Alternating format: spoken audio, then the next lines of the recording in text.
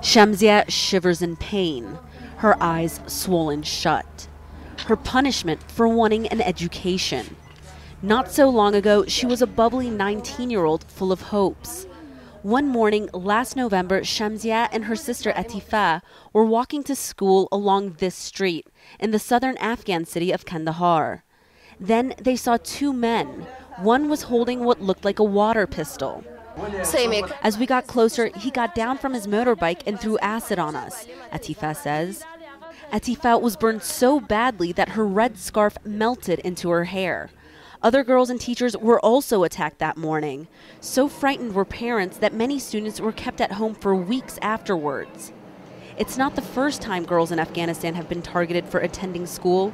The Taliban have been responsible for dozens of attacks on girls' schools and female teachers. But they quickly condemned this attack. The case gained national and international attention. A real man would never throw acid on the face of a little girl. A real man wouldn't even want to make a little girl unhappy. Beside it being a cowardly act, it is an un-Islamic act. About 2 weeks later, the governor of Kandahar announced 10 men had been arrested. Some had confessed to the attack, he said. But none of those detained were seen until this video recording was released by the Interior Ministry. And that's where the story takes a strange turn.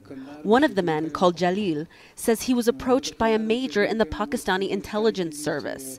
Looking frightened under interrogation, Jalil says he was offered the equivalent of $2,000 for every girl he attacked, and that he was paid at the Pakistani consulate in Kandahar. The video has been played on Afghan television. But President Hamid Karzai, who's often accused Pakistan of being involved in terrorism in Afghanistan, says that in this case, there was real cooperation to find the culprit. For the first time, we had a very sincere and brotherly approach to the issue, which is of satisfaction to us, and I hope we can succeed together. So we can say that it wasn't paid by the Pakistani consulate? No, not by the Pakistani consulate. I can definitely tell that by an individual that was mentioned, but not in the consulate.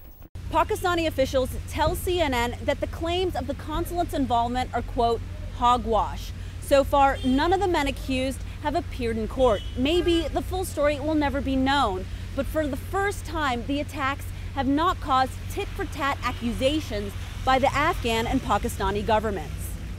That's not much comfort to the victims. Just as they threw acid on my face, she says, throw it in their eyes, in their mouths, do this in front of me. Despite the pain and terror of that November morning, Shamsia is determined to stay at school. Why wouldn't I want to come to school, Shamsia says. I want our country to succeed. I have to do something for my country. I must go to school. Her revenge, an education. Atia Abawi, CNN, Kabul.